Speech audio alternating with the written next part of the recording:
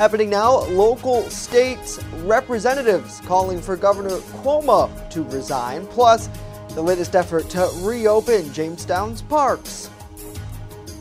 And you can see those sun and clouds, especially on the satellite imagery today, but it doesn't even tell the story for what's coming tomorrow. I'll tell you about it next. The news at noon starts right now.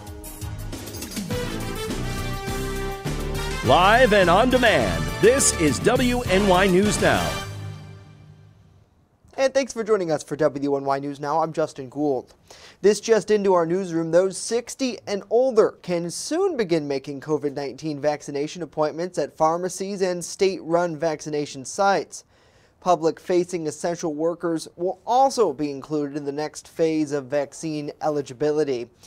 Beginning March 17th, any distribution site, with the exception of pharmacies, will be able to give the shots to anyone who is eligible.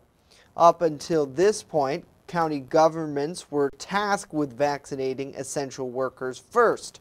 Pharmacies are only able to vaccinate those 60 and older, as well as teachers.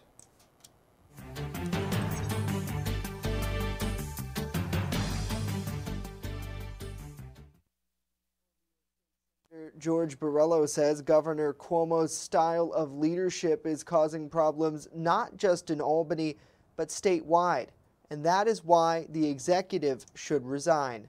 Borrello, speaking with our crews this morning, says a toxic environment in Albany is boiling over with Cuomo's handling of COVID-19 in nursing homes, and now several accusations of sexual harassment.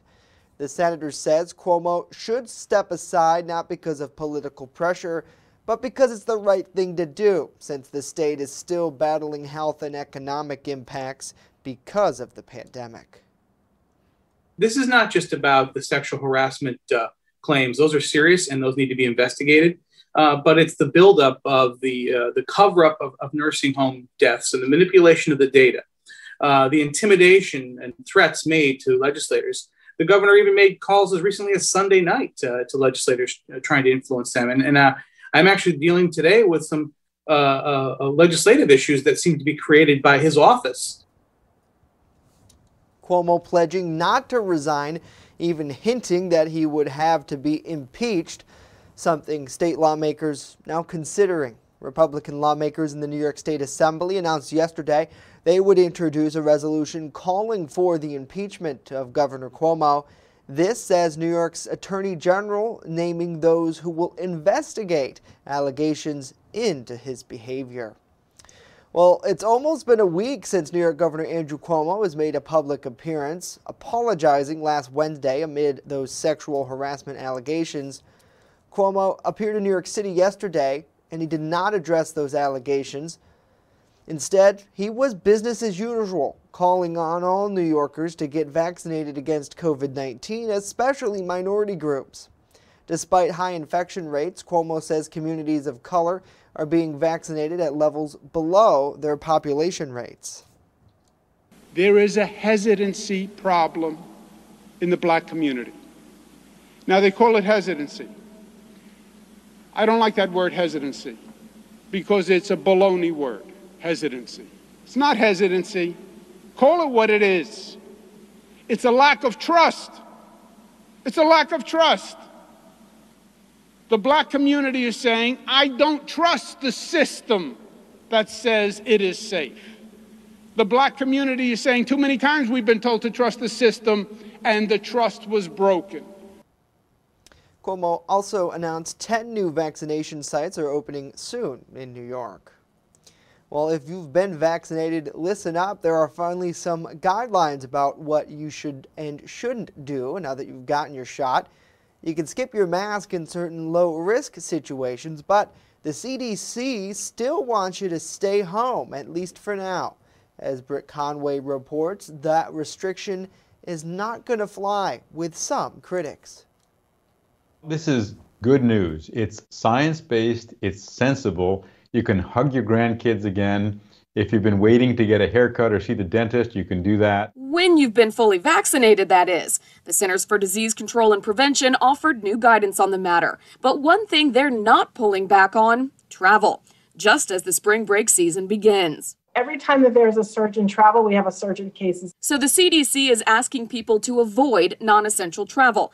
Some medical experts say they get it. I think the concern is that this would not be considered a low-risk situation because you could encounter a lot of people. But others aren't on board. So this is one of these examples where I think the CDC is being far overly cautious in a way that defies common sense. It just doesn't make sense that you can't travel, especially if you now can get together with loved ones. Airlines for America, an industry group, is pushing back, saying heavily filtered air and masks make it less likely for the virus to spread on planes. And that's likely what travelers want to hear. The TSA says nearly 1.3 million people passed through airport security checkpoints Sunday, the highest level since January 3rd. The new guidance is based on the U.S. vaccination rate and science that's uncertain whether vaccinated people can still spread COVID. But as we learn more, my guess is we're going to hear looser recommendations around things like travel. I'm Britt Conway reporting. Britt, thank you. You can also view cases in the U.S. and cases by state on the CDC's data tracker. It's located on their website.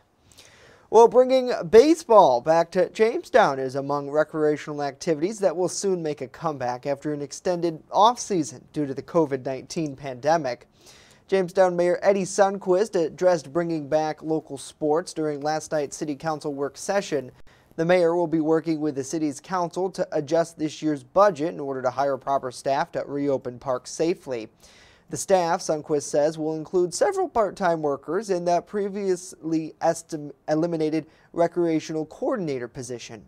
Sundquist says the city is eyeing state aid to help fill any budgetary gaps caused by an additional $90,000 in unbudgeted funding for the park reopening. Baseball, football, softball, you name it. Almost all of them are coming back, working with the stadium, working with the Tarp Skunks for some minor league baseball there. Now, Jacob Kindberg, he's the Director of Business and Sales Operations for the mentioned Tarp Skunks. He tells us the Perfect Game Collegiate Baseball League is expected to release its season schedule sometime this week, paving the way to bring back collegiate baseball to the area.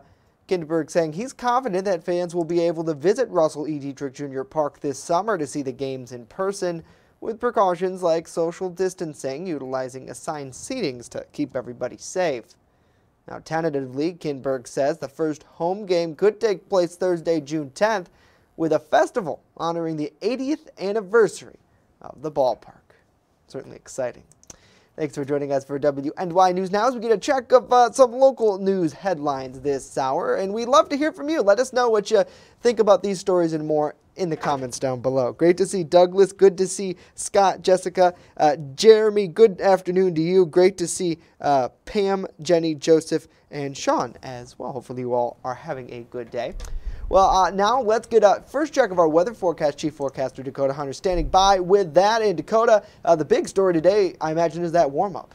Oh, yes, you are absolutely going to love the weather the next couple of days. This is a live look over the Mill Creek Mall, and so if you're traveling to Erie today, you should have no problems out there. 50 degrees already at this particular camera site. The radar just shows you this is just a few of those clouds that have been basically just dotting the sky. No precipitation today and no precip either tomorrow as well. And it's going to be a really nice day, and temperatures go up from here for the next couple of days, and it's really going to be nice, so you can thank us later. Cookies would be nice to the weather office. 47 was the high yesterday. 36 is where we started the day. 78 and 16 below zero are the record highs and lows for today. So through the afternoon today, this is what you have been waiting for, folks. Partly to mostly sunny through the day. Mild, light winds. 46 right at the immediate Lake Erie waterfront. That's right at the lake shore. At a 55 well inland, and the winds light and variable. If you like this, we've got more of it coming tomorrow. Then some rain showers return on Thursday, and yeah, temperatures go down a cliff again. We'll talk about it with that 42 degrees and sunny 7-day forecast later in the show. Justin? Yeah, we might want to hold off on the cookies until we hear the whole story. Oh, come on. Don't be a party pooper. Oh, Dakota, thank you as always. Well, a Jamestown City Councilwoman is praising the work of several stakeholders in their continued discussion as to how Jamestown police should evolve as part of New York State's police reform initiative. Councilwoman Vicki James has been outspoken in her wishes to create significant dialogue between police, the community, and other stakeholders. Now, during the City Council work session last night, she explains she believes the work poured into those discussions will lead to a final report that the community will be proud of. I know we're going to have a shining document, a working, not only, because a lot of people put a lot of heart and soul and thought in it, in Chief Jackson and, in his police officers, Forcer, and, our newly outreach officer. When you start naming people, you're like, oh God, you don't want to leave nobody out. But, everybody who has worked on this, especially the community, it's just been an amazing process, that we've gone through. And I'm just it makes me really proud of our city to see, the work that we have already had completed. Officials say a public presentation of the reform document will be held for the City Council and community via Zoom on March 22nd at 6 o'clock. Well, it's one of the most anticipated criminal trials in recent memory. Former Minneapolis police officer Derek Chauvin is facing multiple charges related to the death of George Floyd. The video of Chauvin kneeling on Floyd's neck, an unarmed black man, went viral, sparking protests around the world against racism and police brutality last summer. Nadia Romero in Minneapolis with the latest as jury selection underway. Jury selection now underway. Those jurors will walk into the courthouse and they will watch an orientation video, and then one by one they'll be questioned by the prosecution and the defense. Now, this process is expected to take about 3 weeks, down until they get to about 16 jurors, 12 who will be on the jury stand and 4 alternates. Emotions outside the Hennepin County Government Center running high. My concern is that the outcome is going to be the same as it's always been, a cop being found not guilty, saying he was just doing his job. Inside, following a one-day delay, jury selection is set to begin in the case against Derek Chauvin. Former Minneapolis police officer featured in this video, seen around the world, kneeling on George Floyd's neck for nearly 8 minutes. We are praying for justice. Our hope is that justice prevails and we can all use this as an opportunity to be better and do better for those around us. Jury selection halted as prosecutors asked the judge to reinstate a third-degree murder charge, in addition to the second-degree unintentional murder and manslaughter charges Chauvin is already facing. He has pleaded not guilty. This court will have to be making decisions about seating jurors for that trial, a trial that we don't know what the charges will be in yet. More than a dozen potential jurors already removed from the pool due to their responses to a 16-page questionnaire asking about their feelings concerning police and protest. Unless the Court of Appeals tells me otherwise, we're going to keep moving. And you can watch this trial on live stream. Now, initially, the city of Minneapolis planned to have social media managers that they paid to post certain messages because there's been so much misinformation. There was recently a rumor that Derek Chauvin was killed while in jail. Well, that wasn't true. He's still alive, and he was actually out on bail, staying in a neighboring state. And so the city thought it'd be a good way to dispel misinformation, but then dropped that idea when people complained that it may be forcing out propaganda. Live from Minneapolis, I'm Nadia Romero. All right, Nadia, thank you. Floyd's death sparking protests here in Jamestown over the summer, too, leading city leaders to bring back the Jamestown Human Rights Commission. Next, was that your phone? Why a surge in robocalls is coming to the forefront. And later, a social media stunt backfiring on BK. Stay with us as WNY News Now continues. Live and with coverage that matters. This is WNY News Now. EagleZip.com is your local one-stop shop for all of your home and business computer needs. Located on Fluvan Avenue Extension, just outside of Jamestown, EagleZip.com sells and services all brands of desktops and laptops, as well as servers and network equipment for your business. All new computer sales include transferring your data from your old computer, plus a 2-year warranty. Call EagleZip.com today. Stop by EagleZip.com today and let us make computers easy for you. Honest John's has what you're looking for. When you want it good, we're gonna give you lots more. From freshly made subs to the best of pizza and wings, Honest John's has what you're looking for. And now 2 great locations, East 2nd Street and Fairmount Avenue. Order takeout or delivery today online at honestjohns.pizza. You're gonna get it good at Honest John's. You're watching WNY News Now, where coverage comes first. Well, if you're getting hounded by robocalls, you're not alone. According to new data from UMail, Americans received more than 4.6 billion of them in February. That's up 15% compared to January. UMail tracks robocall traffic across the U.S. About 159.1 million robocalls were placed each day last month. The latest report noted scams and telemarketers calling accounts for about 60% of last month's robocall volume. The lending illegal types of robocalls involved mainly car warranties and health-related scams. Well, President Biden now promising to keep up his fight for a $15 minimum wage. A provision to increase the federal minimum wage did not survive Biden's COVID-19 relief bill in Congress. A White House senior advisor says Biden will keep pushing because he believes not one person in the U.S. should work 40 hours a week and still live in poverty. For now, the bill as it stands is expected to get a vote tomorrow when it is expected to pass. It would then go to the president's desk. While 2020 was a year most would like to forget, a new report says it did bring some good news when it comes to credit card debt anyway. Mandy Gaither explains more in today's Consumer Watch. Every year for the past decade, consumers have added an average of $54.2 billion in credit card debt, according to Wallet Hub. But in a recently released study, the personal finance website says in 2020, Americans got rid of nearly $83 billion in debt, an all-time record. These numbers were a little bit surprising to see, but this is good news. It means that people during the pandemic were really prioritizing paying down their debt instead of incurring new debt. But when it comes to 2021, experts don't expect that downward debt trend to continue. Based on our projections, we're probably looking at Americans to add another $50 billion to their total tab collectively by the end of the year, which is more on track by what we've seen for the last 10 years or so. Still working to pay off those credit cards, experts say to be aggressive. Say you have 2 credit cards that you really want to pay down.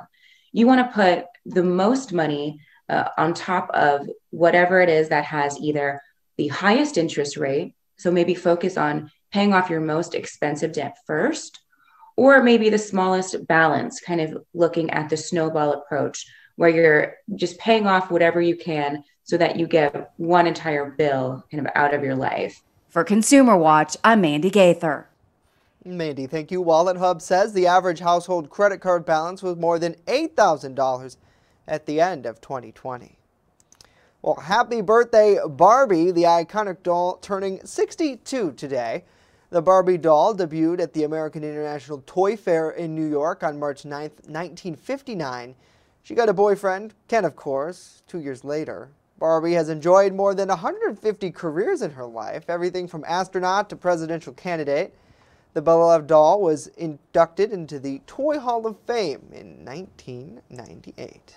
Well, happy birthday, Barbie girl. Thanks for joining us for WNY News Now. So we're going to check up some headlines this afternoon. Let us know what you think about this and more in the comments down below. We always love to hear from you. Great to see Pam. Good to see James, Nancy, Rusty, and Michael as well. Hopefully you all are having a good day.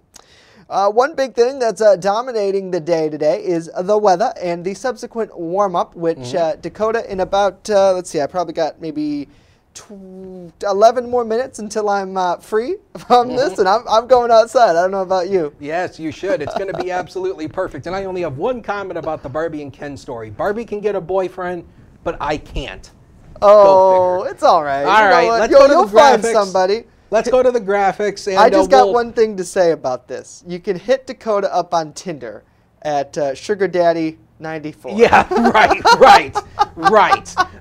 Anyway, let's go to the ski and snowboarding forecast quickly. Yeah, you're going to distance yourself from that. Yes, because the seasons are starting to come to an end here with the warmer temperatures. And so the paces have dropped a little bit in some of the areas, though. So if you haven't got out to the ski resorts yet this year, you need to go because pretty soon the season's going to be over with the warmer temperatures.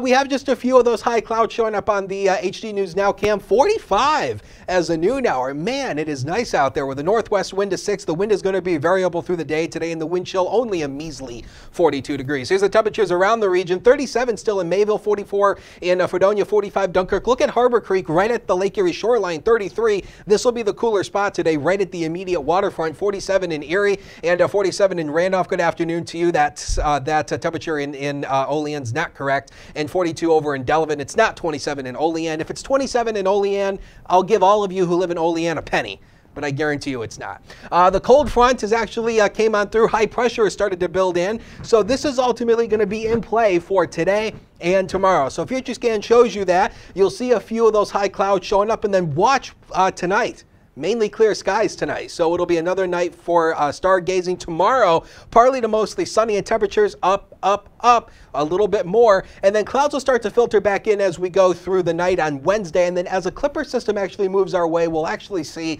the chance for more rain showers coming our way on Thursday. So it's going to be on again, off again type of rain on Thursday, but temperatures will remain into the 60s. And speaking about the air, the warm temperatures here, I don't think we're going to break the records tomorrow and Thursday, but we could get close. 73 set back just a few years ago in 2016 for Wednesday, and 69 on Thursday, set all the way back in 1927. We'll make a run at them, but I don't think we're going to break them, so sorry about that. So inland areas, this is going to be the warmer spot today, likely upper to even mid-50s in some spots, especially down in Warren County. You could see 55 in Warren. Now in high definition, the next 7 days of your life, brought to you by 42 degrees and sunny. 61 tomorrow, 62 Thursday. Please, sir, I want some more. My favorite quote from Oliver Twist: just a morning shower Friday, 50, 34 on Saturday, and 40 on Sunday. And temperatures actually kind of moderate a little bit to around where we should be for next week. We'll take a break and be right back, so don't go away.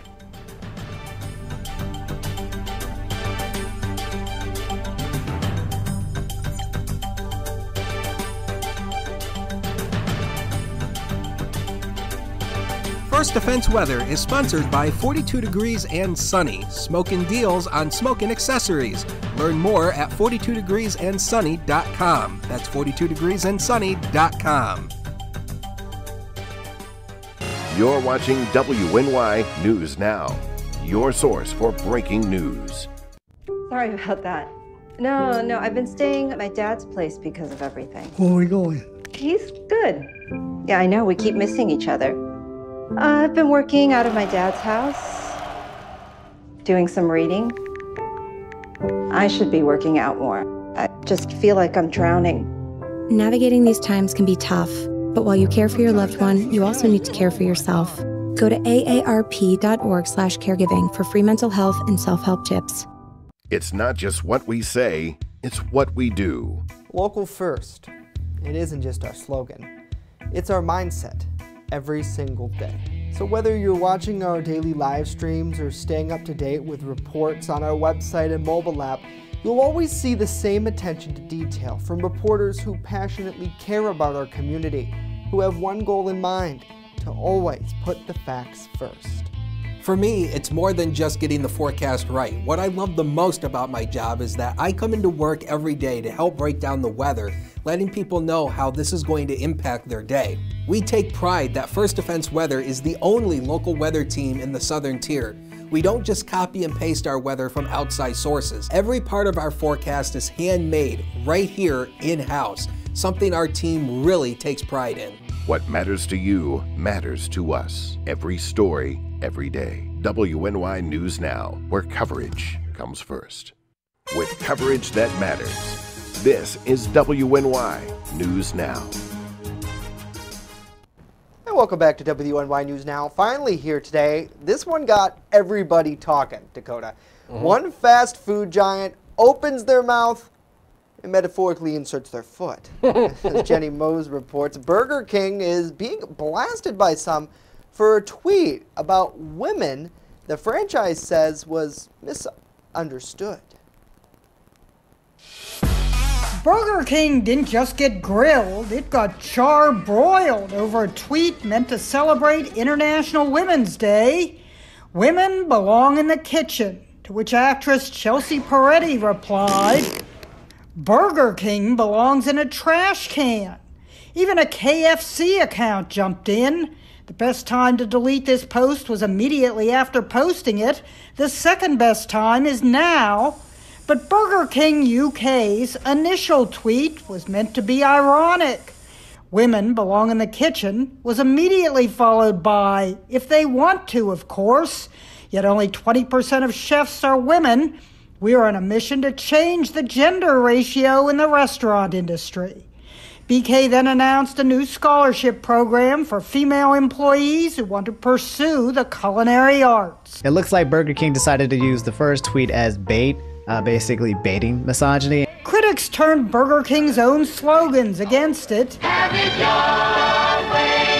Have it your way. Burger King always thinks they can have it their way. Well, not today.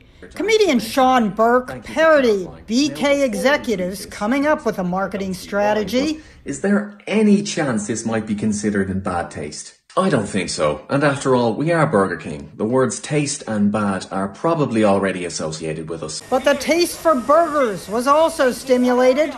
All I'm hearing is Burger King, and getting hungry and wondering if there's a Burger King near here. Eventually, the chain acknowledged it was our mistake to not include the full explanation in our initial tweet. Given Prince Harry and Meghan's interview with Oprah, this guy was repeatedly invoked. Bad day for the royal family, especially the Burger King. With the words, women belong in the kitchen, Burger King really was home of the Whopper. Jeannie Most, New York. Well, you can't get any more sarcasm than that in one report. You know... Oh, man. The internet, when it blows up, it blows up really good. You know, I saw that tweet yesterday, and when I saw that, I'm like, this is either the greatest piece of, it's either the greatest piece of bait I've ever seen, or it's the biggest fail I've ever seen. I know where the marketing people were coming from. You have to make yourself stand out. And the issue with today, oh yeah, definitely. And they immediately followed up with their actual explanation. But if we know anything from what we do, it's definitely people just whatever people read the see headlines. first. Yeah, that's it. It's the headline. That's what it's all about. And in this case, it went completely backwards. A lot of people really upset about this, but at the same time, you look at it, my 2 cents on the issue is Burger King, you got to look at what their intention was. And it looks like their intention was trying to be positive. They were just trying to get people to raise awareness and get people to look at this issue with the lack of women in their workplace. And they got that. But at the same time, they also got the full force of the internet, which sometimes can be worse. Well, I mean, you know, sometimes when you do a little attention getter like that, sometimes it just does not work. Gotta be careful. You know, it just, I mean, common sense. It's all about the intention of what you're trying to do, and it's sometimes well, people's intentions they don't care. It's like Justin Bieber, right? He just had simple intentions. That's all he had. Well, I mean, at least in the initial tweet, they could have put in parentheses like thread or 1-3 how many tweets there was in that thread. But just leaving it the way it was definitely was, it was either the greatest attention getter in the history of social media or the greatest fail ever. Well, let us know what you think about it in the comments down below. You agree with Burger King? You think it was fine to do? Do you disagree? No, probably should have worded it better. Or do you not care? Which I've heard from a lot of people. They're like, why is this such a big deal? Well, you know, if it's on social media, it's a big deal. Oh, yeah. That's what they say. What is a big deal? And Dakota, you got a name placard that says that. Kind of a big deal is your weather forecast today, because it's beautiful. Yes. Beautiful. Yes, this is the day planner for tomorrow. Are you ready? Here it comes, 36 at 7:58 by noon, and by the time we head to sunset, we could be in the lower 60s with a good supply of sunshine, but the breeze is also going to come up as well, but who cares? It's going to feel like spring out there tomorrow. Enjoy it. Certainly looking like it already, Dakota. Thank you. As the live look over Chautauqua Lake, we're back tomorrow. Have a great day, everybody.